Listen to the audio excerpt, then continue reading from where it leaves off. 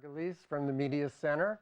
And let me ask a show of hands. Has anybody ever been to the Media Center before? Oh, wow, almost all of you. Okay, has anybody made a show here before? We have three, four of you have made a show, 5, 6.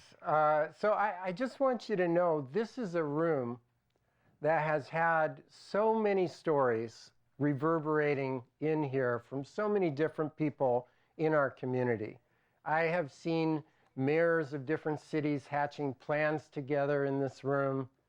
I've seen former gangbangers who were operating these very cameras. In fact, one young man once told me, "I stopped being a car thief after I started hosting a show here."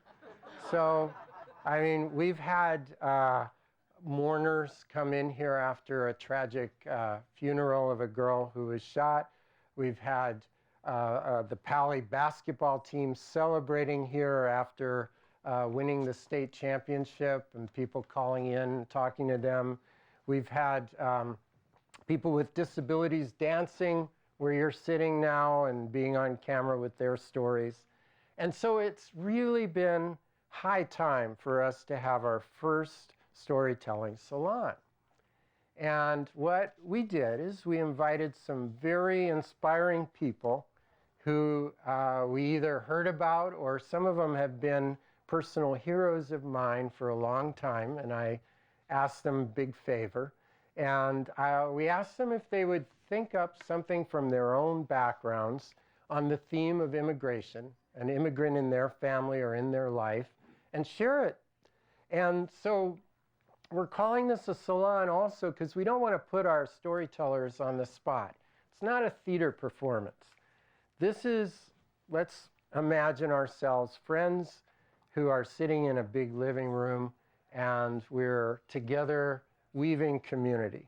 So it's an opportunity to hear something you didn't know about some people that are part of your community and a chance to walk in someone else's shoes for a little bit today. And so without further ado, I'll make an introduction between each storyteller.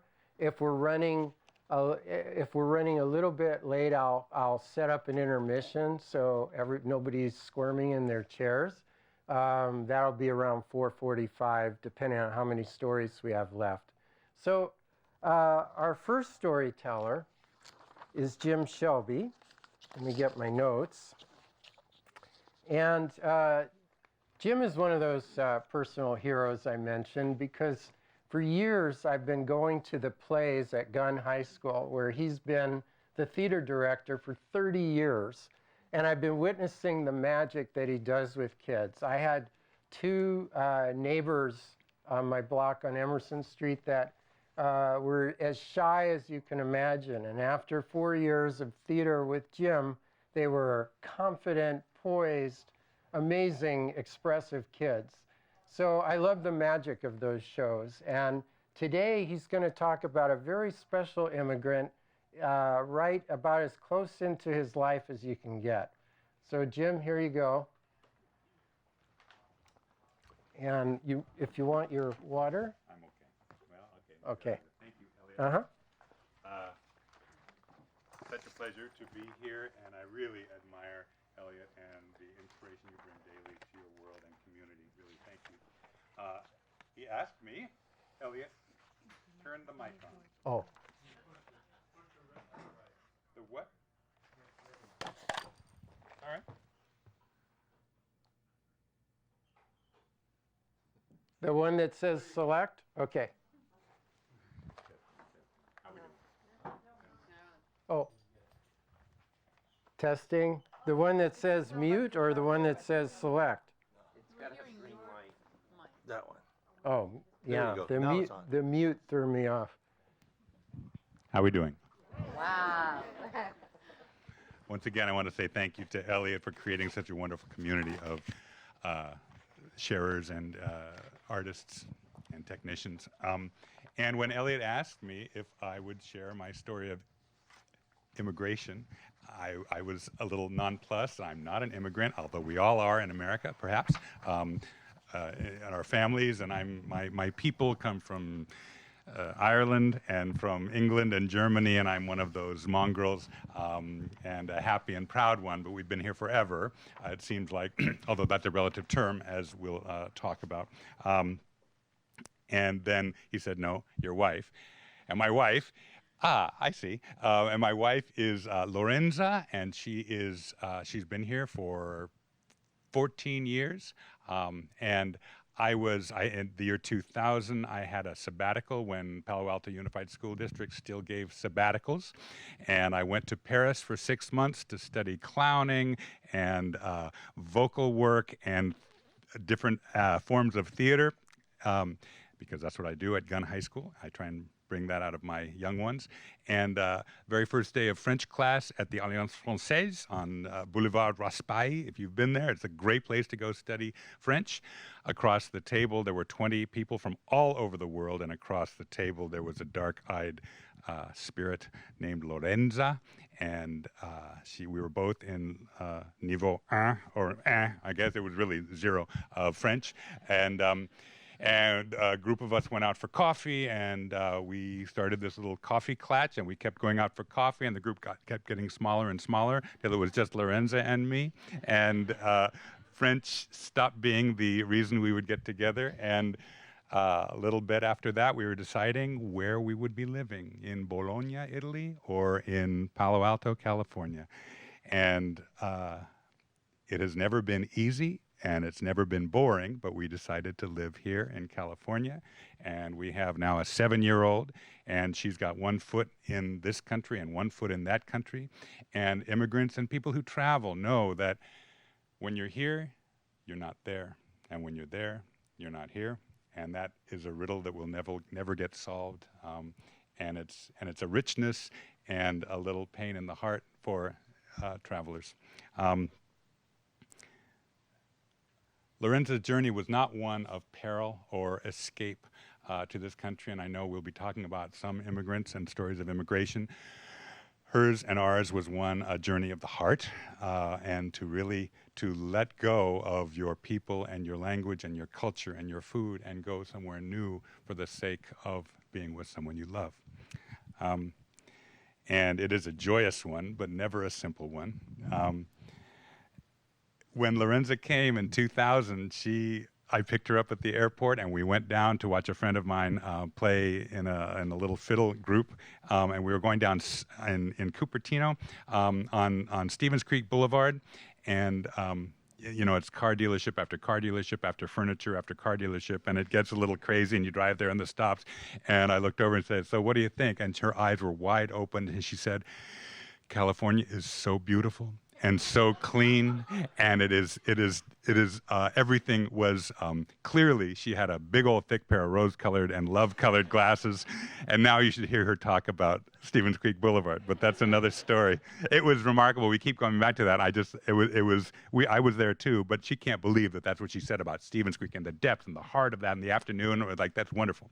A few weeks after that, we went to the Sing-Along Sound of Music at the Castro Theater in San Francisco, and I was dressed as a nun, of course, and everybody shows up dressed as some character from the film, and then follows the subtitles and sings these wonderful songs. She had never seen or heard of the film, and imagine that, and looking at me and other really robust men dressed as nuns and all kinds of people, and with large mountains on the front of their dirndls saying, "The hills are alive," and like that. And it got more raunchy from then. And she was wondering, what planet have I landed on? Where am I? And that question, and I'm part of that, the answer daily as we come in that. Part of my wonderfully, and I'm very fond of being an American and a naive American. I was taking her around Stanford University, and we're looking at the wonderful old sandstone buildings, and I literally said, and some of these buildings are more than 100 years old. This is to a woman from Italy, right? And she looked at me, and she just smiled and had a look, and later on we discussed that question. But it is like, we have a sense of things. As I said, time is relative, and here things are very quick. And I was born right across the street, and things are. The past has a different meaning to us here in California, I think, than to someone who comes from Bologna, the oldest university in Europe. She will tell you again and again, or any Bolognese will tell you that. When I see people in Italy arguing back and forth, I say, "Why are they arguing, honey?" He said, "They're not arguing, they're talking." Or, "Honey, why are you raising your voice at me?" "I'm not raising my voice, I'm communicating with you." So the cultural differences are a beautiful thing. We happen again and again, and Lorenza's and my daughter, Sarah, we bring volume and temperament into the picture at every moment. The service in America is remarkable, and it is not a global phenomenon. So you walk into a Safeway or a Macy's or a Starbucks or the Gap. "Hi, how are you doing today?" And to watch Lorenza early on in her day, she would, "Do I know you?" Is that, no, that's service. And "Can I help you find anything today? Would you like to find over here? Here's where the sugar is. Can I show you? Have a nice day. Have a nice day." This is not normal. Everywhere in the world, it is absolutely normal here. And now to watch my wife, when she doesn't get that service, she will expect it. And it's wonderful. Also, as you cross in a crosswalk in our beautifully polite society, people will wait, stop, cross, and go. Well, now, and that's the law in Italia as well, but they don't obey that law. And so she will stand in the middle and start gesticulating to the Italians that are arriving through. And she's like an angry Californian when she's in Italy. It's really fun to watch. When she became a citizen, it took many years and many visas and all kinds of different flavors, and that's a long, long story, but we won't go there now. We had her citizenship party in this very studio, and thanks to you all. And we had in a professional square dancer and all of her friends and lots of different posters and murals. My favorite was her as the Statue of Liberty, and holding a rolling pin above her head. Which brings up food. Food is an enormous part of the culture in Italy, and she will still roll her eyes at the puritanical and sort of psychotic relationship Americans have with food and their gluten and their sugar and their fat. And every time she goes back, they will ask her, "So what is the enemy this year in California?" And they are very much food-loving, pleasure-loving people. And I'm just saying that as a what's the word? Generality. But it's simply true. And so I'm learning daily how to let go of my American Puritanism. It's such an interesting combination. People have seen my change. When I go out of the house these days, I have to check with my style consultant. And people who know me from the past would never think that I would have a curly Q bookshelf on the wall by Cartel Design. Every summer, we're able to take our daughter to Italy to experience overindulgent grandparents. And also the Italian beach scene, which is not what we see on the Riviera, but it's just thousands of chaise lounges in very neat rows for miles on the east coast of the Italian boot. And every morning at 8 o'clock, each beach owner will be out there raking up cigarette butts, and it'll be just pristine and clear and very, very organized. And the beaches, very different from here. Last night, in a very nice Italian restaurant in Napa Valley, our waiter made the unfortunate mistake of offering to Lorenza a cappuccino after dinner. And cappuccino is what you have in the morning time. You have espresso after dinner, and she let him know it, and he was a little bit shocked. And he will not forget that. What I want to say, though, is that Lorenza's choice to leave her world and follow her heart is something rather radical in Italia. And when she asks her friends, "What do you think of my choice?" they don't understand it, because the pursuit of happiness and freedom is not simply a motto in this country. It is our instinct, and it is part of our history, and it is part of our culture that is very different from Italy, where you hold on to your pension, you hold on to your job, you hold on to your identity. That's who you are. And when she said no to that and it became part of my life, currently here, I realize every day what a difference it means, what a difference it makes to to engage in self-invention and self-reimagination, which is a very American phenomenon, and that is the gift Lorenz has given to me, and on my best days, I don't take that freedom for granted. Thank you, Elliot. Thank you, everybody.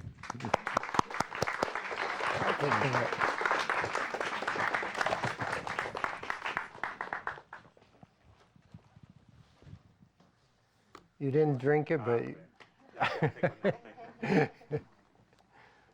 So our next storyteller is Jean Naughton, and I first met Jean today, but I called her up on the telephone, and we were trying to talk to each other, but there was somebody singing very loud in the background, and it was her 2-year-old son. And when we started talking, and it was obvious that she had a story to tell that was all about singing and song. So I'm bringing up our Irish storyteller. Do you want the table that close? No, it's, well. I'll move it away so Okay. we get Actually, I might just a keep this shot here. of you there. So very nice to meet you all, and again, very nice to meet you, Elliot. So when I was a kid, we used to often go to this little kind of town. It's a fishing village in the west coast of Ireland. It's called Doolin, and it's actually where my grandfather had grown up, but he died quite a bit before I was born. But we would still go back there. And I remember one night we went to a pub called McDermott's Pub, and it was thronged. I mean, you had to fight your way to get in through the door. And you know, my mom, she was great. She'd kind of push her way in and say, excuse me, I've got 2 kids. Come on, I've got 2 kids. And it was quite normal to have kids there. I mean, it was fine. Nobody blinked an eye. And we kind of got right into the middle, and then suddenly somebody said, shh, shh, shh, shh, be quiet. And then from the corner, right beside the fireplace, this beautiful, haunting female voice started to sing. And then the Irish barron, which is a type of Irish drum, started do do do do do do do do do. And then the Irish tin whistle, which is called a fadog, started to play along with it. And as I was just kind of standing there as a kid, I'm just enthralled by all these instruments that are just starting to come together, and the place just is alive with music. But one of the really most exciting things was that people everywhere around us just started to play. People started just bringing out their instruments. I started to sing. It was not just a group by themselves playing. It was everyone together. And that's something I still really, really miss. For me, music and singing is just such an important part of Irish culture. And I know, I mean, most cultures are the same. I mean, music is very important for a lot of cultures, but what I have seen, what I've experienced is that somehow the way the Irish share in music and the way that they kind of participate in music is very, very special. I don't know if this is really true, but I think it maybe goes back to the times when we were invaded and we were taken over by other countries, the Normans and then the English. And I think music is always, and singing has always been a way to tell our stories, share what's happened, and very often, particularly in Irish songs, to lament and kind of complain about the plight of the Irish. And then sometimes singing for hope for the better, kind of for the future. And I don't know if anyone here has actually been to an Irish sing-song yet, but there is nothing like an Irish sing-song. Now, the thing about Irish sing-songs is that you don't have to have a pitch-perfect voice. You don't need to be a good singer. I actually have an uncle who is a really good case in it. He is pretty much tone deaf. He can't sing for the life of himself. And he knows that. I mean, he knows really well he can't sing. We know he can't sing, but that has never, ever stopped him. He will, I mean, we're at a group, we're at a party next month. He's, come on, we're going to sing. And he suddenly is starting to sing a song. And I'm thinking, what song is that? Oh, oh, that's okay. I got it. It's Danny Boy. Okay. And suddenly the whole group is just behind him, and 30 seconds later, everyone is singing, and it's again, it's not that you're listening to him. It's like he loves to sing. He's bringing you along the journey, and you're going to join him. And that is what I just love about it. It doesn't matter how good you are. It doesn't matter even if the singing is terrible. You are there to share and join in. For instance, when we got married, very important part of the wedding was about midnight. We were exhausted, tired. We all kind of headed out back to the bar, sat down. My husband's brother, Paul, gets out the piano, and he plays until the wee hours of the morning. So 4 or 5 a.m., you're still there singing away, and that's what you do. It's not an Irish wedding without a sing-song. People can't leave. I mean, you're kind of going, when's the sing-song going to happen? I kind of need to go home. It's like, where is the sing-song? So you must, it's just part of an Irish wedding. And it was actually something I didn't realize was so Irish. Or, I mean, again, it may be in other cultures, but I was at a wedding here in the US when I just arrived. And it's starting to wind down. People are kind of beginning to the formal part was over. And I'm thinking, okay, great, sing-song. And then I'm like, where are you going? But there's been no sing-song. You can't go home. And everyone was leaving. And I'm thinking, but it's a wedding. Where's the sing-song? And it actually kind of made me really, really sad. So then kind of another part of my life, as you'll probably see, I've also spent quite some time in Japan. And I headed off there for college. And my first night, I actually was dancing around the grounds of the dormitory with kind of, well, we were carrying some kind of Japanese thing on our shoulders, and we were going, ay, ay, ay, and singing and dancing. And I'm thinking, maybe there's a few things similar between Ireland and Japan after all. So later that week, we actually had a group of Japanese students take us out to the karaoke bar. And I'm going, okay. And there you have this group of students. You had half of us who can speak a word of Japanese yet. There was another half who could barely speak English. And we're all trying to figure out, will we go for the Hawaiian-themed room?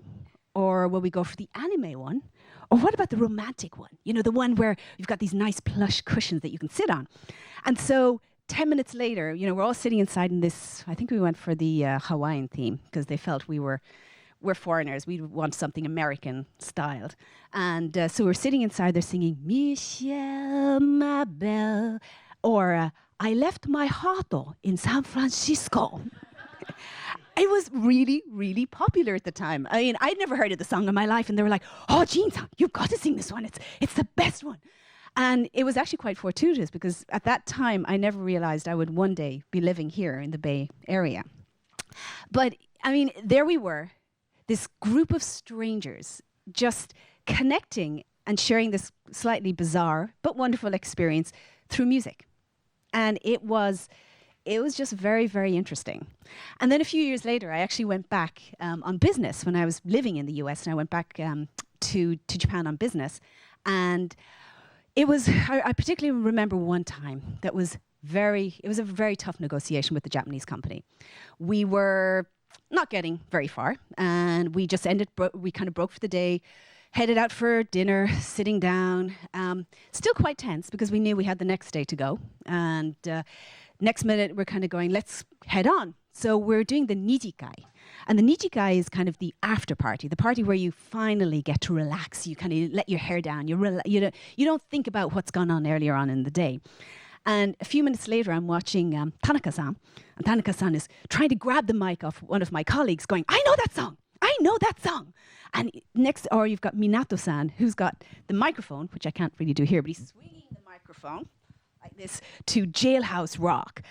Born to the party in the car. And I'm like, Tanaka, or Minato-san, Josu. He's like, you're very, very good. So it was just a very interesting experience. And so I go back into the meetings the following day, and I'm talking, again, we were stuck. We weren't moving forward.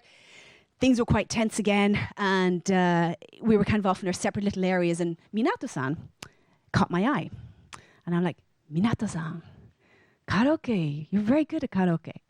And he goes, so, yes, Jean-san. And then I said to him, you're very good with the mic. And he goes, Jin-san!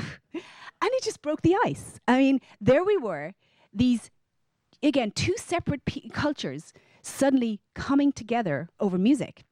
And we moved forward. We actually got a decision made that evening. We left on great terms, and it's been like that ever since. So that for me was just very, very important. Now, of course, the Japanese, when they're actually, they all have a karaoke song. They all have one that they've practiced over time. And they'll have practiced probably in front of the mirrors, and they will have it nice and polished. So it's not quite like the Irish impromptu scene, but it's still, it's this getting together and sharing and bonding over music. So then one of the things is, like, I've come to America and I've had a wonderful experience here. I love being here. But there's this sense of loss. Now, I know most of you probably think I sound very Irish, but when I go back to Ireland, I've actually had people say to me, do you like it here? I'm like, I'm Irish. And they're like, oh, I thought you were American. I'm like, no, I'm Irish. But it's, for me, very much connected to that is this sense of loss of music in my life. And while, of course I go to concerts. I listen to music with my friends. We share music. I've gone to karaoke, and I've seen some very, very good singers sing. I've watched them. I've applauded, and I've said, great. But I haven't joined in. I haven't been part of it. And it's being part of it that just makes it so special. I don't do these crazy last, impromptu sing-songs into the wee hours of the morning. And I miss it. So I actually have, as Elliot was saying, I have this 2-year-old who seems to absolutely adore music. At the moment, it's actually his favorite song is Happy Birthday, because he's just had a birthday. And he's singing it to himself all the time. He's going around, happy birthday to me, happy birthday to me. And I'm like, great. And it's really important for me that he has that sense of music, that he has this ability to enjoy it and this passion for it. And I think his grandparents as well find that that's something that's key for them. And I'll just kind of leave you with yesterday, as I was kind of putting things together and trying to figure out how I'd finish it. He grabs my hand, he pulls me into the sitting room. He goes, Mommy, sit down. I'm like, okay, sit down. And he sits down beside his little baby piano and he starts to play music. And I was thinking, I hope we can keep this forever. Thank you.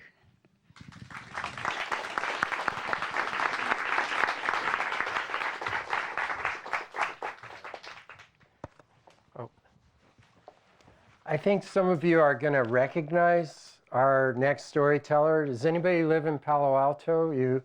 Have you ever called the police to get a skunk out from under your house, or some kind of animal control? Well, our next storyteller, Bill Warrior, has been with the police department as the senior field officer for animal control for something like 34 years. So you may well have had him at your house before, but probably never as a storyteller. And he recently posted a story on our website that I'm going to tell you more about the website later. And it's a moving story about his grandmother-in-law. This goes back to the Chinese exclusion laws, because our country has a lot of history around immigration and fighting against immigration. So his story is going to take us back into a situation that we should all know more about. And just if you do go to the website, one of the things I loved about his story was the photograph of his wedding party at the bottom of his story, because everybody in the family is Chinese, and there he is in a kilt with everyone else. So Bill, come on up, and here's your... Thank you. Thank you, Elliot. Thank you, Media Center. It's first salon I've been to where I wasn't checking my dog in for a bath and trim. So this story has an ending and beginning at the Immigration Station National Landmark at China Cove on Angel Island on San Francisco Bay. And I'm going to backtrack in time a little bit, but Chinese Exclusion Act was a law passed by our Congress in 1882 and was rescinded by President Roosevelt in 1943. And during that period, it was ostensibly created to exclude unskilled labor from the country. There was a popular movement against unskilled labor following an economic depression in the 1870s, and the Chinese were a disenfranchised group in the country at the time. And they were looked at by organized labor, established labor in the country, as a threat to taking their jobs away. And so this act again was passed very clear. If you read it, it's saying unskilled labor not allowed. Other Chinese will be allowed in. Merchants, family members of merchants, tourists, ministers, students. Those were exemptions to the law. However, on the ground, the application of the law, and there's a wonderful study by a Stanford professor at the time, Mary Roberts Coolidge, in 1909. She published a paper on Chinese immigration and how it was being handled by the country. And she visited one of the immigration stations here in San Francisco at the time, which was actually a converted offices of the Pacific Mail Steamship Company at Pier 40 in San Francisco. She described it, or a contemporary newspaper account described it as the size of a 4-bedroom cottage, holding, at the time of the visit, 357 Chinese in cots stacked 6 high with indirect lighting, indirect ventilation, and people being held there for weeks at a time. And Professor Coolidge's paper mentioned this, and mentioned the staff that were working there seemed to be imbued with the tradition that this exclusion law was to be applied not just to unskilled labor, but to all Chinese. So it didn't matter your background. You would be going through a hazing process at the immigration station, I think would be the best way that I understand it from my grandmother-in-law, Wang Funyan, who may be known to some in the community. She lived here for 83 years as Fern Mock. She worked with her husband as a cook at the City Cafe in Palo Alto at that time for a number of years, and were able to buy a house in downtown Palo Alto in the 1940s where she lived out her life.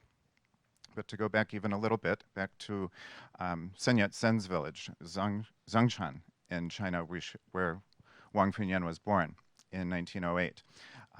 She was living the privileged life of a merchant's daughter, and was given a secondary school education, which was unusual for young women at the time. So she could write. Her feet were not bound, unlike her paper mom. And they were very much settled where they were. They were in a very somewhat exclusive village. Her father, who she never met, had been a merchant in Gilroy from 1882 onwards. And this was typical of the Guangdong men. They would come back to get married at some point. He was 22 years old at the time, went back, he waited till 1906 to go back to get married, under probably considerable pressure from family at that point. He was marrying someone 26 years his junior, stayed for the whole of, I believe, about 18 months, and left back for San Francisco when with his wife expecting Wang Funyan. He arrived in the city on the day she was born, and returned to Gilroy, where a year later he died of a heart attack on the streets there. And for reasons that still escape me, communication was cut off with the family in China. So when my wife's grandmother was finding herself in a corner in China due to the strike boycott of 1925-1926, which was a rather violent civil unrest between Canton labor and Hong Kong merchants, she found herself caught in the middle of that and having to attempt to run the picket lines where you were in danger of being on a tram that might get blown up or being shot if they saw you crossing. They were trying to shut Hong Kong down and were quite successful at it. But it was not an entirely popular uprising, and people were trying to get through on a regular basis. She managed to do that with her paper mom in 1926, and they headed for San Francisco with visa papers from the American embassy. Let me explain what a paper mom is here for a moment. Her bio mom wanted some closure on what had happened to her husband. There was a presumption that he had passed away. And they wanted confirmation of that. There was also the strike boycott going on. It was becoming more difficult for merchant families to live where they were living in Canton. She had a merchant colleague. The family had a merchant colleague of Wang Shikong, the father, who had a son in America, and there was plans for an arranged marriage, which she was willing to do, to leave the country to get married to this person and establish a citizenship in the US. But as a merchant's daughter, she had had an exemption to the act. She was allowed to come in. When her father died, that exemption was lost. So this merchant colleague said, okay, I'll make you my daughter. This was a very common practice at the time for Chinese trying to get in. If they could buy papers from a family to say, this is my daughter, that was one way. In this particular way, there was a planned marriage, so there was no selling of papers. So Wang Fengyan assumed the name of Chu Yuklin, the daughter of this merchant, and came over with those forged papers into the country. And the immigration station at China Cove at Angel Island was not an open arms place. It was called by the people that work there the Guardian of the Western Gate. They saw as their mission to keep the Chinese out. The long-term goal of the Exclusion Act was to have all Chinese out of the country by the 1940s. That was what was predicted, that eventually the Chinese would just not be here. So Wang Fengyan as Chu Yuklin arrives in San Francisco. She gets news from contacts while she's still aboard the ship that her father is dead. So she's processing a Chinese-only speaking woman whose life has always been in China, not in the West. She's pretending to be someone else, grieving for her father, all of 18 years old, coming in with her paper mom, and spending 5 weeks at the immigration station in San Francisco, mostly waiting. She told me that the food was terrible the first week she was there, which was common for people there. They were working on an extreme budget. The steamship company was feeding you. There were a couple of food riots there over the decades there. But she mentioned the food was bad the first week, and then I was introduced to the cooks, and they were from my village, and after that my meals were wonderful. So she, the immigration station, if you ever get a chance to go there, and I'd love to give you a tour sometime if you like, there are at least 135 poems engraved in the walls of that wooden building. It was called the Wood House, the House of Jade, because it was painted green. One of those poems sticks out in my mind. I spent a night there to get an idea of what it was like for my grandmother-in-law staying there for 5 weeks. And I spent a winter's eve night there reading poems, not getting much sleep. And one of the poems that one of the men engraved in the walls, if I can remember right, goes, I, a 7-foot man, am ashamed I cannot extend myself. Curled up in an enclosure, my movements are dictated by others. Enduring 100 humiliations, I can only cry in vain. This person's tears fall, but what can the blue heavens do? And that poem, I think, captures a lot of the feeling of being in the Wood House. A lot of culture shock going on, a lot of anxieties there, a lot of wondering why you're there, dealing with your stress of leaving your familiar place, going to an unfamiliar place. I admire greatly my grandmother-in-law for being able to go through that and to have a very long and happy life in the States here. She never felt it was a humiliation. She looked at it as just a necessary thing to get through, just like running through the difficulties she did to get out of China. And a poem that I composed from my night there, if I can remember this, goes like this. I walk through wooden corridors of jade and through the night, surrounded by ancestral lines of captive dreams of flight. In barracks, in room 105, where sun will fade at 3, to trace a line north by southwest from Gamsan to the sea. At solstice, at the winter's eve, where to my eyes it's plain, the lady they called Chu Yuklin gave Wang Fengyan her name, gave her a chance for family in Gamsan to begin. First as captive, then set free, then landed she would win for all of us the richest life, a life without regret. When Canton girls are made of iron, the winter solstice is well met. Thank you. Thank you, Jay.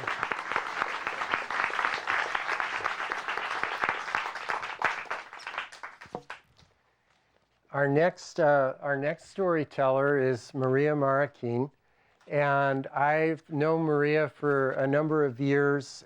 She's the executive director of the Day Worker Center in Mountain View.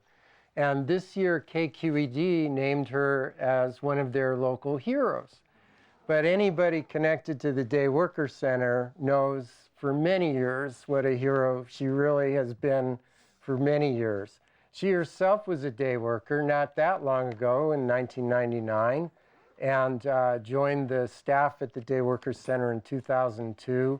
But to so many people I got to know at the Day Worker Center, she combines, gosh, being a mom and a cheerleader, and literally a cheerleader at the soccer games, and just the kind of person that I wanted on the stage because you're going to love who she is. So here you are. Thank you, Elliot. Hi, can you hear me? Okay, well, thank you for very kind introduction. So, yes, I came to this country in January 6, 97, with my only son, Angel, teenager then, and very tired in the whole sense, emotionally, financially, physically, for a fight and a lot of struggles in my country. I decided to come on vacation and just relax and come back to my country and start all over again. But being here, I couldn't live anymore. I immediately fall in love for these wonderful people. I have been so happy since then, and I'm just so grateful. So I came with my relatives in the Bay Area, Redwood City.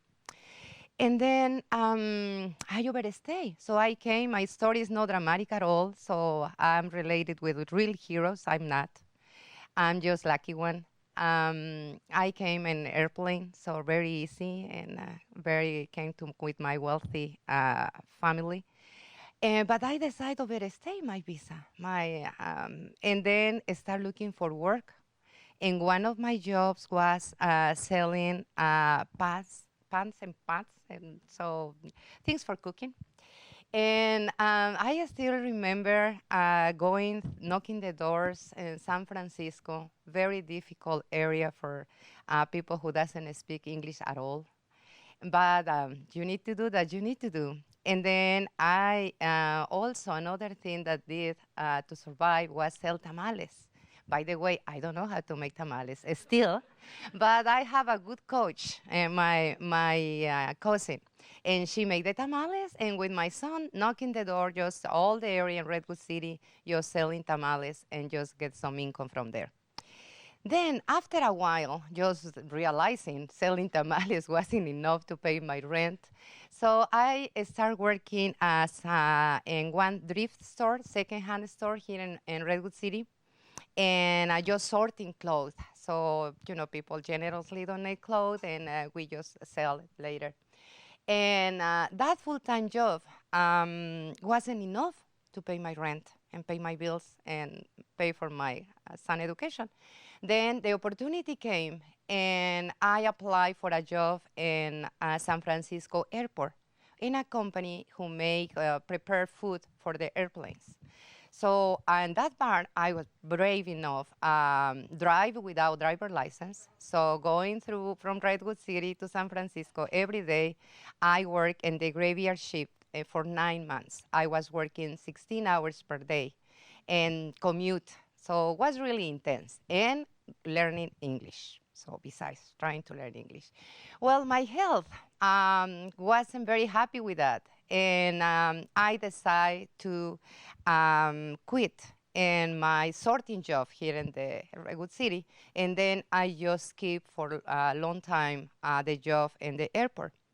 And was happy. I make a lot of overtime, and the bills was on time, paying on time, my son going to school, being very little with him that brought a lot of sad consequences, as you can imagine. Only teenager, being by himself many hours without supervision, it's not easy to realize that he wasn't doing pretty well. But just need to work. Then a rumor came about a raid immigration went to the airport in the shift in the morning. So I have a graveyard shift. But then I knew the immigration came and just took some compañeros there. And then since then was just living in constant fear. So really, the title of my presentation is Ice Makes Me Shiver. Definitely, literally, literally. And you know, ice means also in Spanish yellow, the same like in English, right? It's really kind of quite a nice coincidence or horrible coincidence, whatever you think. And then I remember I just was having even nightmares. So just I have in my mind, I have a perfect way to escape to the race. How I'm going to do it? Okay, I'm going to lock myself into the freezer, right? And then nobody will know I'm there. Well, in the nights, I just awake, just really shivering because one night, or one morning, I wake up and said, "Oh my God, I passed away, and nobody knows." And then was like the bell, like made me realize it wasn't good, it wasn't smart, just being imposing myself this kind of torture. And then I quit. Then I was without job, and then is when I get to the Day Worker Center of Mountain View, the magic place that some of you knows already. And that part just changed my life. I get, I forgot one very important piece of my life. Another thing, literally, I fall in love with a wonderful man. So I get married, and I became Maria Marroquin. My name is Marroquin is my name of married. By the way, unfortunately, the marriage didn't work out, and we divorced. But I keep the name, and I keep the wonderful memories just to be related with a wonderful Salvatorian gentleman, and a very wonderful piece of my life. Well, then was one part. I changed my name, I changed my lifestyle because I started doing a house cleaning job. And my country barely cleaned myself, my home. And now I'm here, became for me like a heroine because I was able to clean houses. And with the knowledge about who are really the day laborers, so just growing myself immense appreciation and admiration to this community. And I became, after I get married and I was able to find a job, other type of job, I decided to stay with him and just became an advocate, volunteer, very, very vocal. I'm a strong woman, and I use all my talents just to advocate for them. Because I feel that becomes like the mission of my life. Because even I know it's a lot of misunderstanding about this community. Many people really don't realize how difficult it is wait for job on the streets. So many people think is lazy, they are lazy, and me between them, because when I was in my country and I see people just sitting, waiting for job on the downtown of the capital, I thought the same. So these people, how they can find job if they are here just sitting without doing anything. But they really took this on my shoulders just to explain as often as I can that day workers are really the true heroes. They are here working as I did, many hours, just bringing food to their tables, sending money to their countries, to their families, to the loved ones who probably they will never see again.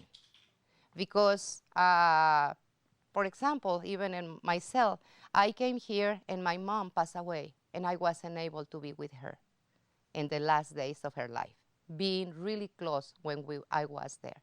So even my story has a lot of drama. I believe has a happy end because I'm able to see my son now. He's 32 years old, father of two. I'm a grandmother. I am a grandmother, very proud because, by the way, I just came for a tournament, robotics tournament with my grandkid was participant. And so I'm so happy with that. And I have opportunity to be here with you, related with wonderful people like Elliot. And just, I think, doing my little part just to open more doors for my community, for more understanding, and just working more together.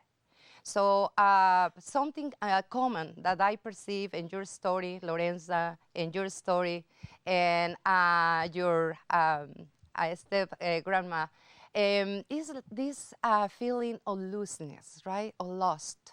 So hopefully, now that you know what difficult it is, probably you can spread the word, and this community became more welcoming. Because definitely, sometimes the government really is scary. I was rejected, even though I was ready for take my citizenship, being online, waiting for that. I was rejected in the very last moment. And it's not right. And I just want to call your attention just to be more understanding and more welcoming, because many people who are here, they really don't want to come. They come because we have to. And I believe when we are here, we really deserve support and respect. So thank you very much, and I know my time is over. Thank you.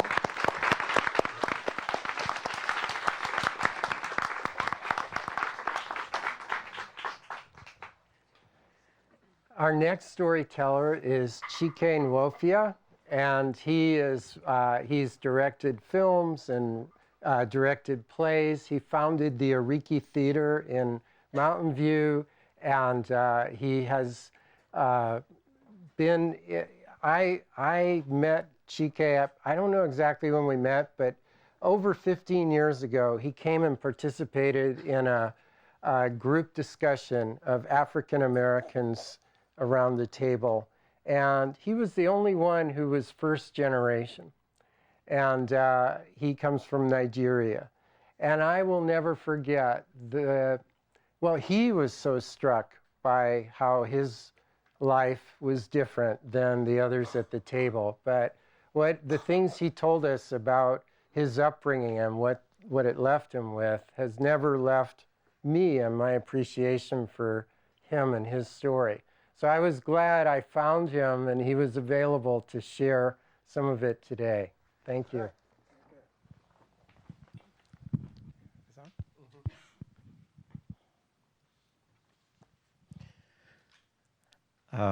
Is this on? Yes. Well, thanks, Elliot. It's good to reconnect with you after so many years.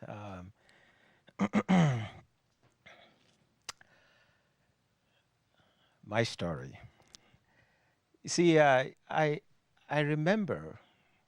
do remember, as if it was yesterday, the announcement, this interesting announcement over the speakers interrupted my sleep, and I opened my eyes, and the announcement said something about seat belts and final descent and trays. And so I rubbed my eyes, I lifted the window shade, and I looked out into the horizon, and I saw what I thought were houses and tucked into hills. And then as the airplane dipped a little bit more, the big wing of the airplane obscured my view. I stretched my neck some more. I was getting very excited, the rumblings in my stomach, and I wanted to see it all. And then I saw it. I saw it. It was standing tall and majestic. Its rust colors were kissed by the sun. And underneath this magnificent edifice, the water lapped in the wind. And a few minutes later, the sliding doors opened and I walked through, my luggage in tow. And thus began my 25-year journey in San Francisco Bay Area. You see, ever since that very first summer day when I arrived San Francisco International Airport, I've had a good one. America has been great to me. I met my wife here. She's an American. I have a beautiful son. I've had a great career. I shouldn't say had, I still do. But I think just as life, this incredible journey has also been dotted with stories that has revealed a deeper America to me. And so here goes my chapter 1, identity crisis. You see, where I come from the Igbo ethnic group of southeast Nigeria. Where I come from, I've always been me, Chike Warfia, the son of my father, the grandson of my grandfather. Period. That's my identity. And perhaps sometimes, depending on company, I could be identified as Igbo, my ethnic grouping. But when I got to the United States of America, America welcomed me with open arms. But it had a pre-packaged identity for me waiting. And it handed that to me within the first 2 hours of my arrival. I became black. I had never in my entire life been identified as black until I showed up in these United States of America. There was no handbook. There was no manual about what to do with this identity that was waiting for me. No one had told me, but it was given to me. I remember asking one of my very first acquaintances what to do, what this was all about, and what that meant. He laughed and said, "You'll find out soon enough." And was he ever right? As I got followed in grocery stores and shopping malls and received interesting stops by cops, I began to realize what this new identity meant. You see, I come from a fairly middle class, or if you will, the upper middle class family back home. I went to a British boarding school. We wore blazers and ties. And we were doing Shakespeare at the age of 10 and 11. That was back in Nigeria. I wasn't black. It was me, just me, Chike Nwafia, the son of my father, the grandson of my grandfather. But here I was in the United States of America. I was black. I needed to do something or be something or understand, first and foremost, what that meant. There were no handbooks. And then I became African American. That connected a little bit because at least the African that was attached to my American was a place. But then Africa. I remembered growing up in Nigeria that, except for a few of us that were privileged to have traveled outside the country, most of us had no idea what was going on in other parts of the country, let alone other parts of the continent. But here I was to represent 1 billion Africans. There was no handbook. America had given that to me. So I shrugged my shoulders and I said, you can do this. You can be African. Why not? And so I recall interesting conversations about African dance. Wow, the continental dance, I guess. African food. I recalled perhaps the continental food of the Africans. I asked myself. African clothes, African music.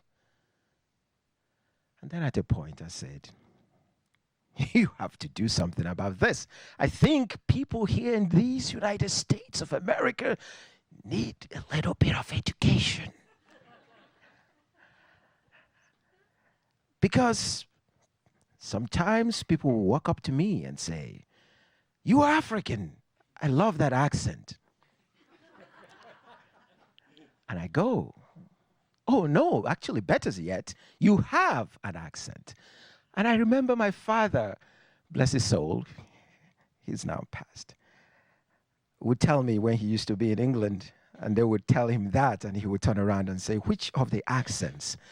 Because he taught me, I remember growing up, that every human being has an accent of sort.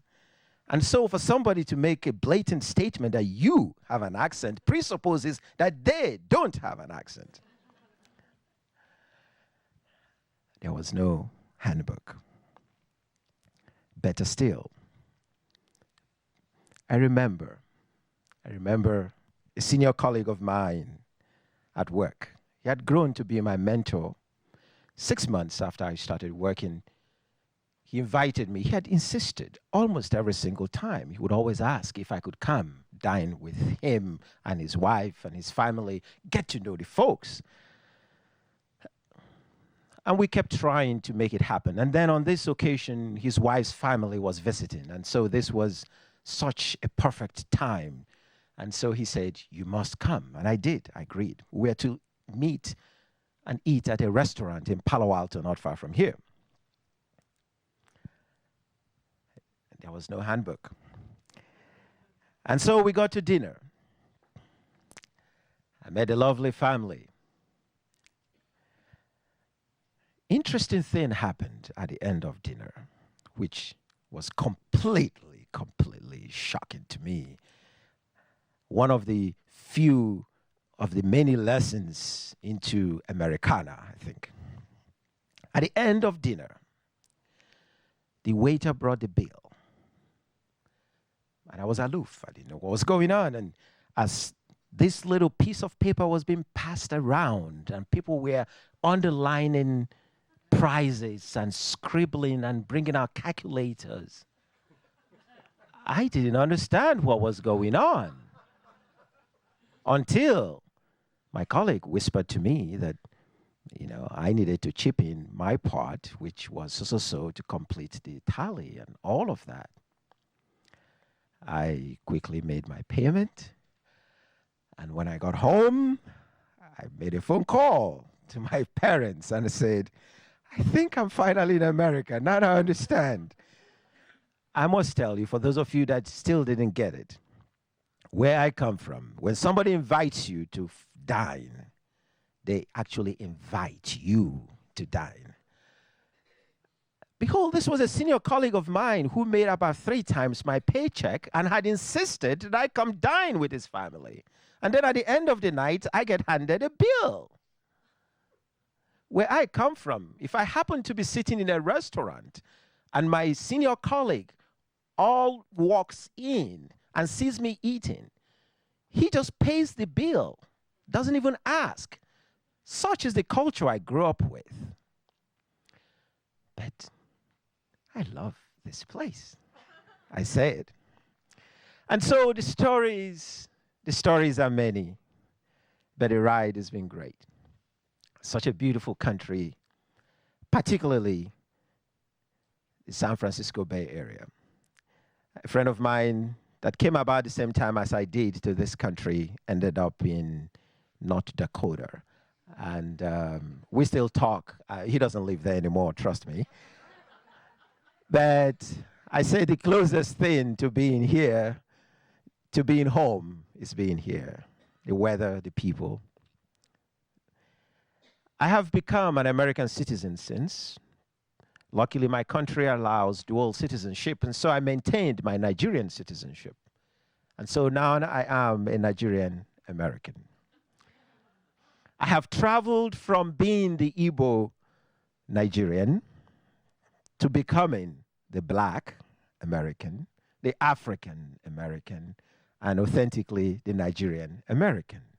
It is a duality of identity, but as I was explaining to Elliot a few weeks ago, it's actually not a second identity. It's a third.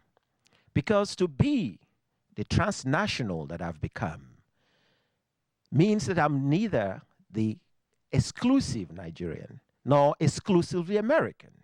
I've forged a third, which is a blend of the old and the new. It is in this space of the third that I reside now. It is the space where the values of my upbringing, of my childhood, informs my present, interpreted through the lens of the American values and the society that I call home. And so it's in this space that I think that I find who I've really become. It is also in knowing that who I'm going to be tomorrow is always going to be all of these interesting, wonderful stories.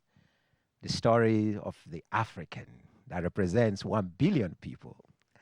The story of me, Chike, the son of my father and the grandson of my grandfather. Now I think I will write a handbook. Thank you. Thank you.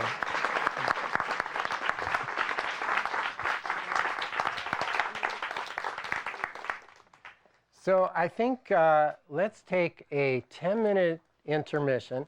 It's 20 minutes before 5. Please, everybody, come back because we got 3 wonderful stories left to go. And there are 2 bathrooms right outside this door. And then there's another 2 bathrooms on the other side of our building. And maybe some volunteers will help you see how to exit this door, walk down to the other side, enter that door, go down the hall. I don't know, Stan, if you might stand over there and point to the bathroom, that would be great, or Danielle, and go together. But I think we might have some lost people otherwise. So let's get back in 10 minutes and we'll have our last 3 stories. Thank you.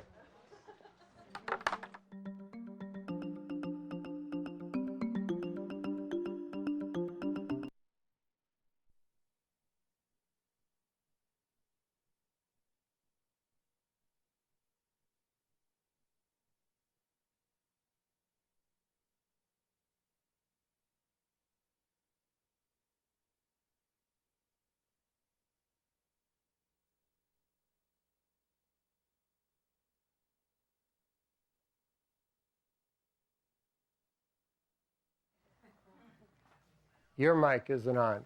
Oh, that mic isn't on. Okay. All right, ready?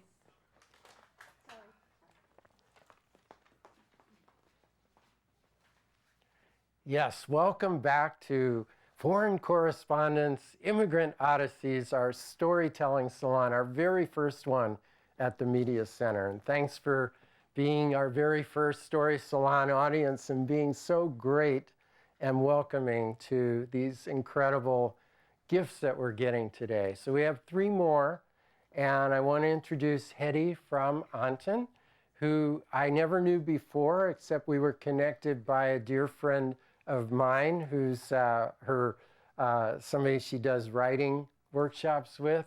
And Hetty has probably thousands of stories because she's an immigration attorney. But she selected one focused on a family and especially a woman who came here from Mexico. So welcome, Hetty.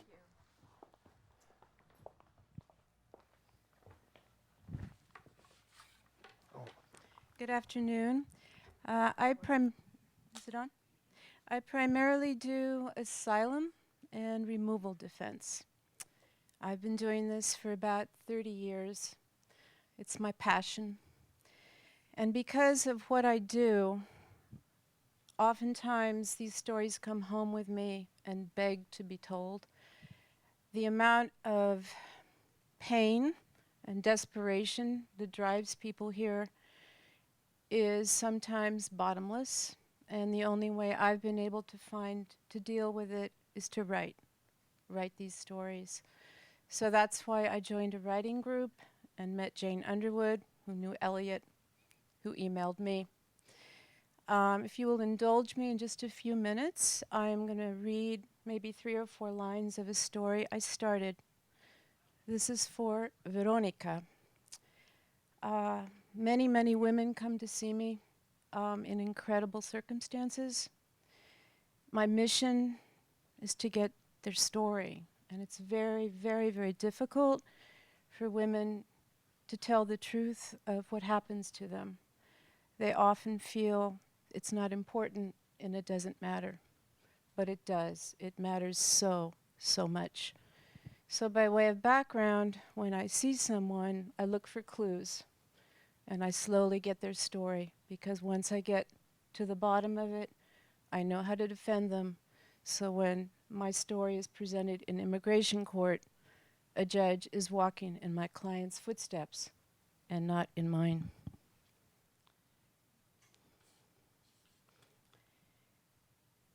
If I can just get around the corner, I'll be okay.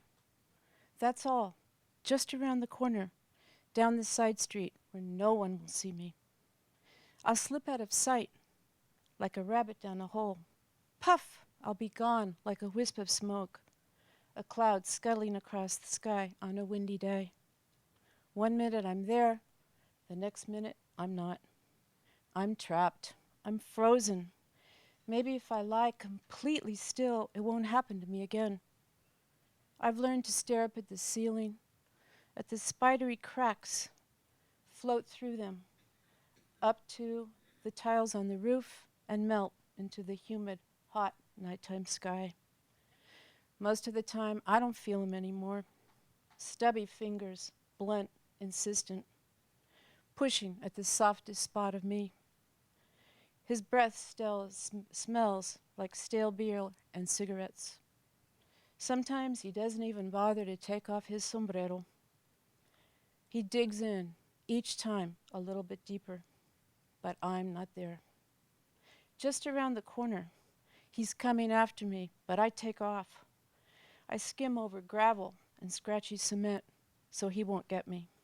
And I know right where I'm going, past Lupe's Bodega, El Pinto Bar, and Don Churo's taco stand. The stray dogs lift their heads, go after me, but I'm happy to have them. They're vicious, they can bite. I can't, I'm only 7. So Veronica, this is for you, Veronica, came to see me about 3 months ago with her husband. There is a law that provides people to stay here if they've been here at least 10 years, and they have a severely disabled U.S. citizen child. So Veronica and her husband came with their little boy who was born with an extra chromosome, severely disabled. Her husband did all the talking. She sat there, hunched over, holding her son, not saying much.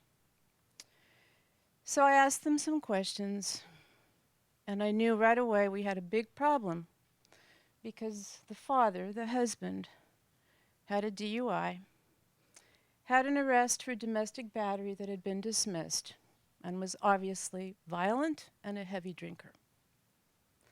He confessed to me his father had died of cirrhosis of the liver when he was only 6. But when people come to see you, they've generally had, at least in my office, maybe 6 years of education at the most. If they're women, they're lucky they've had 3.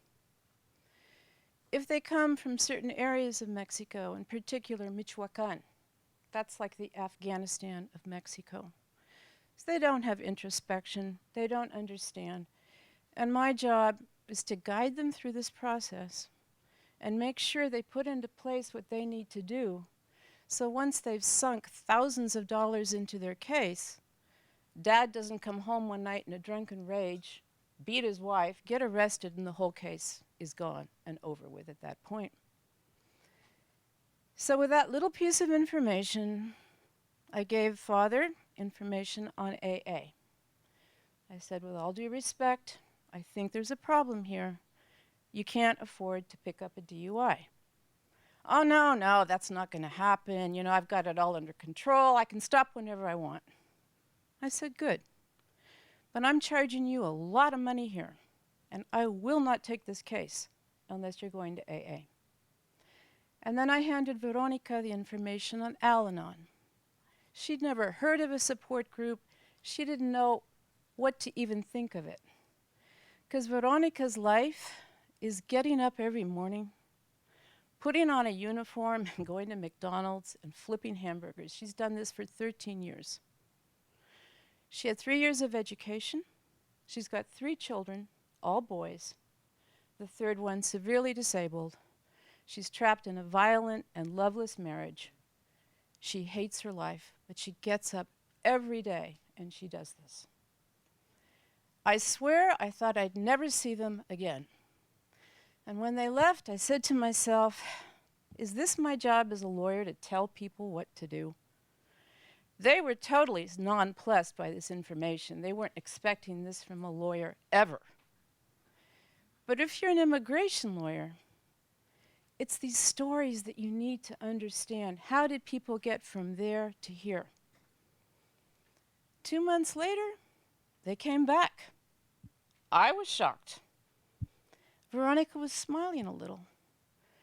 And the dad said, you know what? I've been going to AA. I wasn't so sure, so I asked him what the address was. He knew it. He knew where it was. I asked her about Al-Anon. Dad kind of made a face, so I knew she'd been going. Yep, every Friday night. I said, okay, if you're committed to this, I'll do this for you.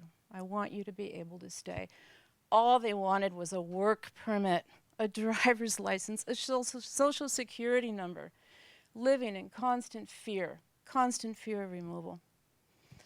So my work is getting people's stories, and I started working with Veronica. And she would come every 3 weeks and stay an hour in my office, and we started talking about her life. After about 2 months, one day she was in my office, and we were just starting to talk about Mexico and Michoacan and what she'd gone through. I knew there was more there. I just didn't know what it was. She started to cry, and then she did more than cry. She started sobbing. She was heaving. She was shaking. She was trying to say something, but it couldn't come out. So I closed the door to my office. I got her some water. I sat down next to her. I put my hand around her shoulder, and I said, Veronica, it's okay. You can tell me. No, I've never told anybody. No one knows. Nobody. I know, but you know.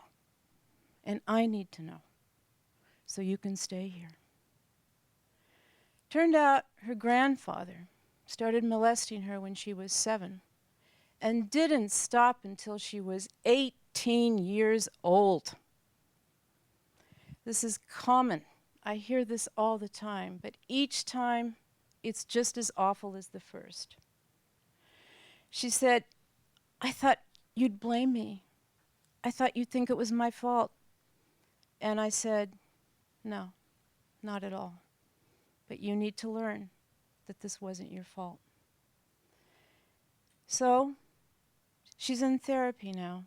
And when I think of her getting up in the morning and putting on her McDonald's uniform and taking care of her kids, I'm a little happier because I know she's getting help. And when we finished the interview that day, what she said to me was, here I am. That's where I was. This is how I got here. And I don't know how it will be tomorrow. And I said, it'll be better, Veronica. It'll be better.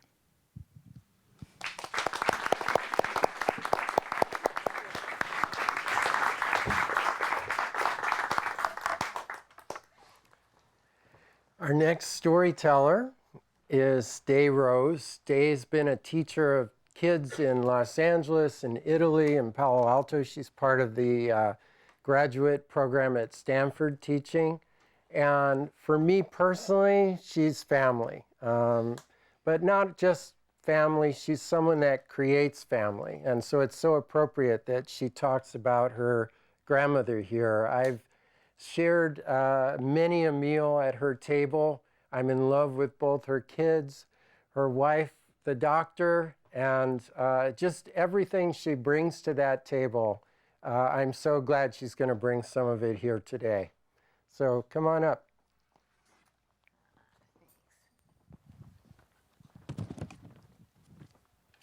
Let me move this one.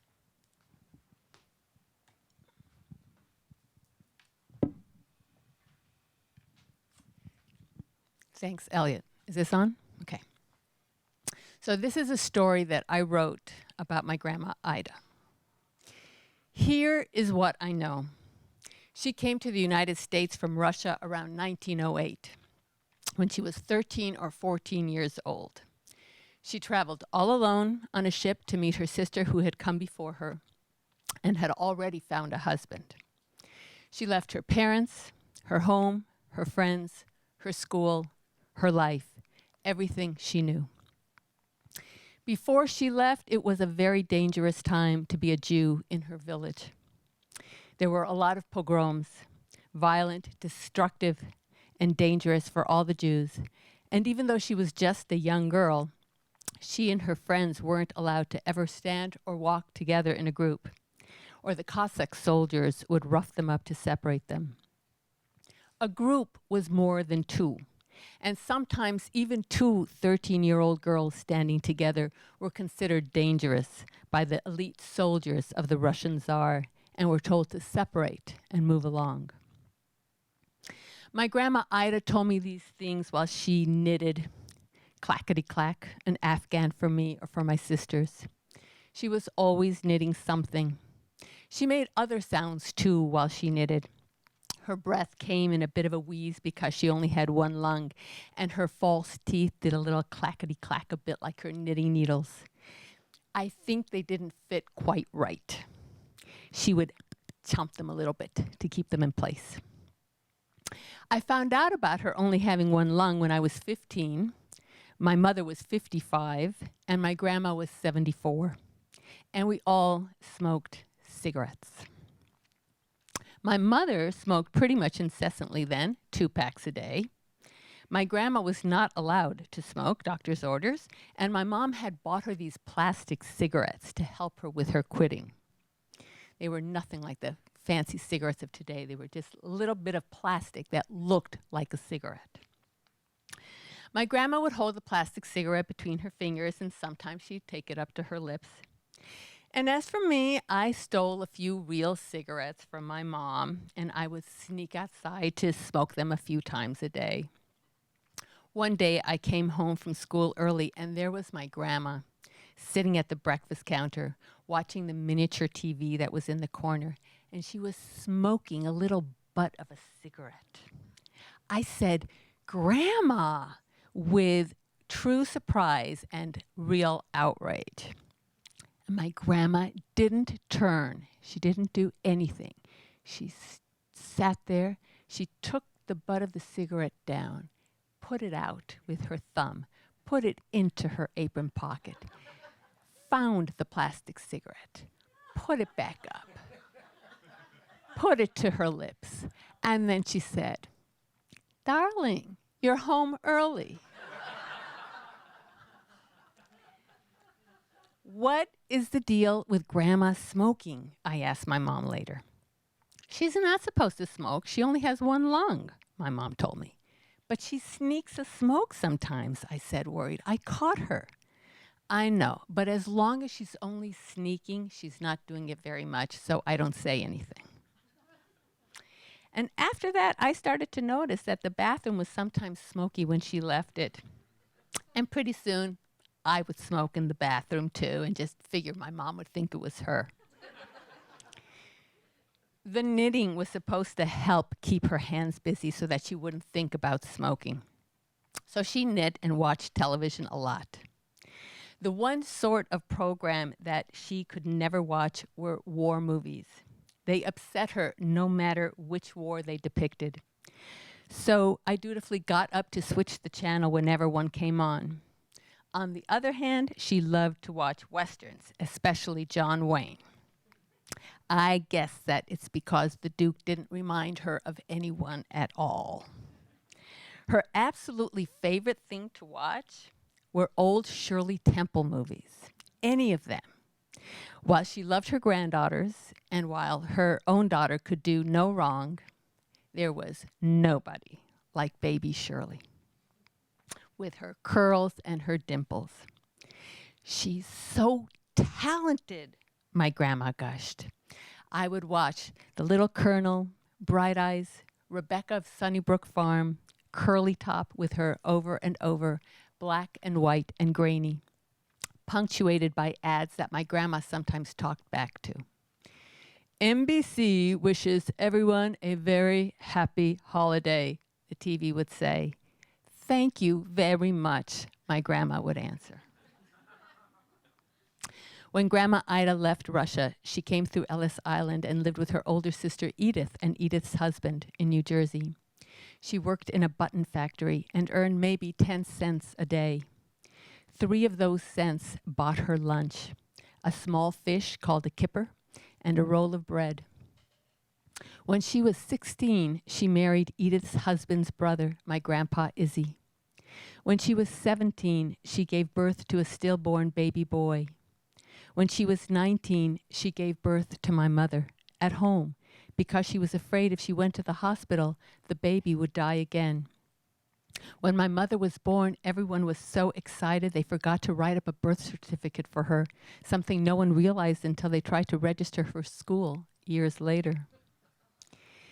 These things my grandma told me while she sipped a cup of hot tea with a sugar cube between her teeth. Sometimes she'd tell me about the silver samovar in her nice house in her village, which kept the tea hot all day. She told me very little about Russia because she always started to cry when she talked about her home and her mother. Somewhere there is a photograph of some stern-looking people posing, and I wonder if one of them is my great-grandmother. My mother would get upset at me for asking questions that made my grandma so sad, so I stopped asking. Izzy and Ida had a laundry, first in New Jersey and then later on in New York. My grandma would wash and iron other people's clothes every day, except Saturday. She'd put my mother in one of those rolling laundry baskets to play by herself while my grandma and grandpa worked long hours. This she told me while she ironed a shirt for me, teaching me how to smooth the cuffs and straighten the collar. She ironed with a damp cloth to make steam. Whenever I smell steam from a hot iron now, that is always my grandma to me. My grandpa died when he was 68, and after that my grandma would visit us, sometimes for a month or 2 at a time, to get away from the New York winters and not be alone. She would stay on the other bed in my room. My roommate, she called to me with a smile. I would do homework while she read, and I'd watch her toes twitch when I looked up from my books. When my grandma died, I was the same age she was when she became a mother. I was a kid, a wild college girl, and she had already lost a son and was raising a daughter. I worked at posh department stores during school breaks and argued with my mother about chores. She scrubbed and washed and ironed and cooked and cleaned every single day. I wish I had asked her so much more. I wish I could tell her story the way it deserves to be told. Thank you.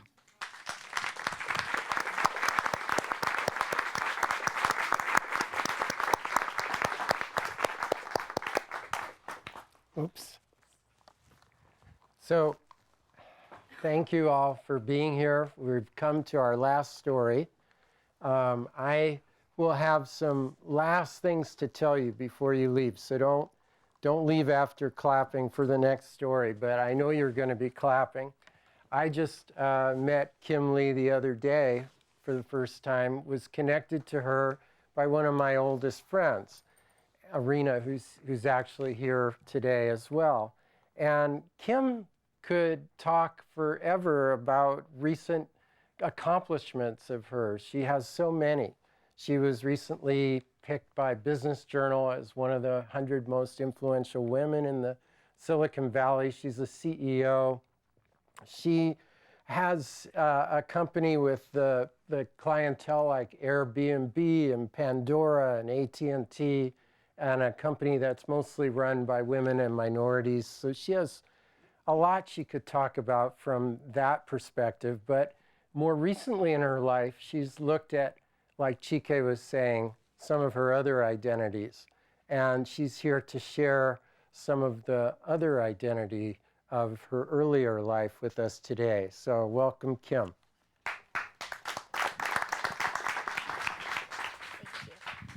Thank you, Elliot. Son, awesome. This is a hard act to follow day. I grew up homeless. Saigon, Vietnam, 1978. My mother, my brother, and I are sneaking out of town. Our rendezvous point was a tiny fishing village along the Mekong River. You see, we'd lost a war, and part of that, we lost our freedom. And to me, I was 6 at that time. This was just a great adventure. We slipped into a tiny fishing boat, sailed into the South China Sea. My mother is seasick the entire time and stays below deck. I occasionally slip onto deck, listening to rumors of pirate ships trolling the sea, looking for victims like us to rape and to rob. We spend 5 days at sea.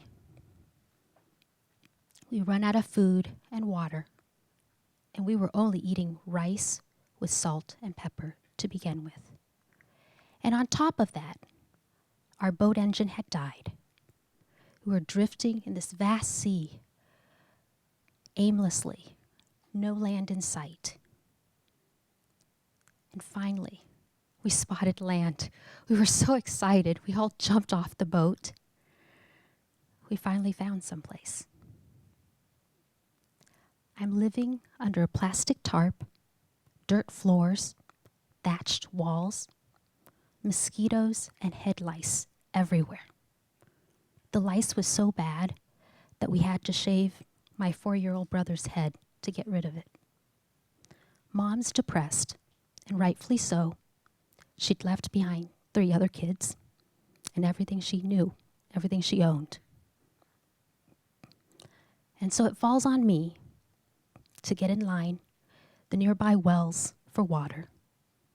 It's my job to get in line for food rations from the United Nations. Vegetables and fruit were really rare. We are living in a refugee camp in Malaysia. We are actually the lucky ones, waiting for any country to accept us. After 1 year, there was a generous family from a church helped us come to the U.S.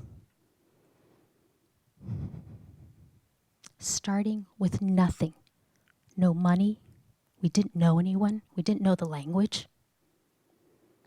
We rent a tiny bedroom with another Vietnamese family.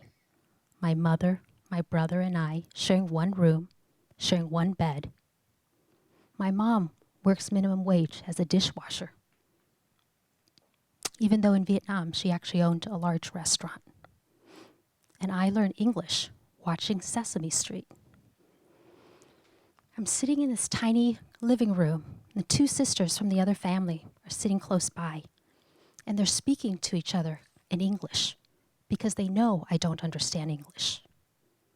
And I feel like an outsider, unwanted, lonely. And suddenly they say something to each other in English, and the light bulb goes off in my head. And I was actually part of the conversation. It was so freeing, part of that.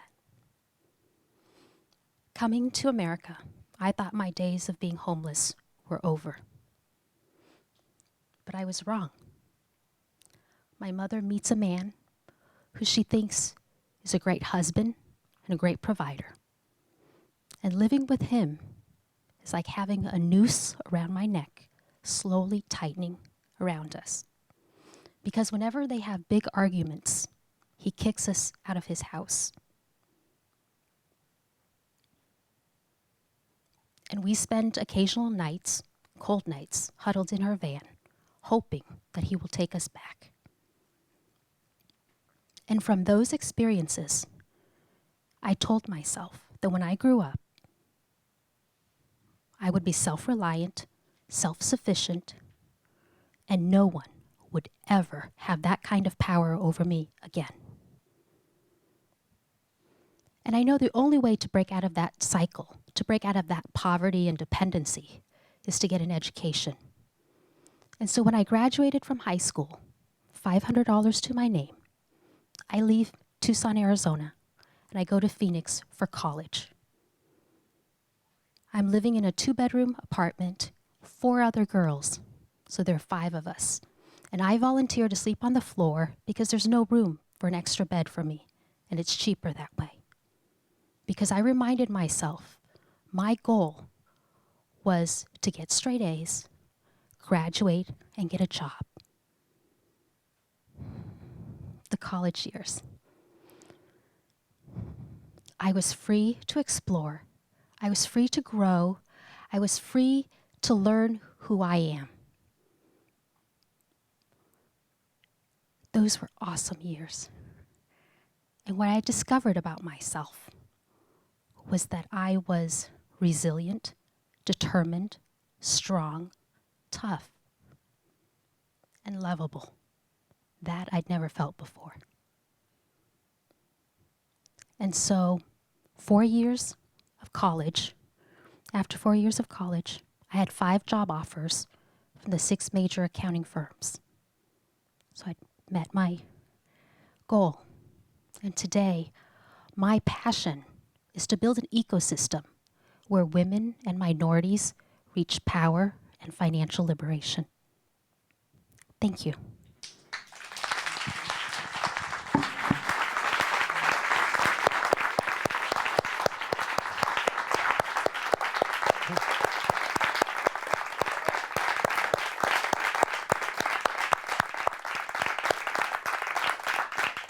So it's like we all went around the world today, but we didn't have to leave our community. In fact, these people that shared their stories are our community, and we're so much richer for it. So I just have a few housekeeping messages to you. One is that we're going to be breaking down the studio, putting all the equipment away, and I wanted you to know that everybody who was here operating equipment has come as a volunteer. And some came at 11:30 this morning.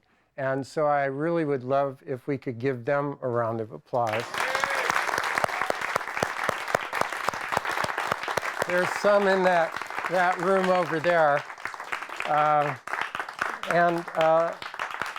There were a few vendors that helped us with food out there, Samovar, Lotus Thai Bistro, and Pete's Coffee, so patronize them.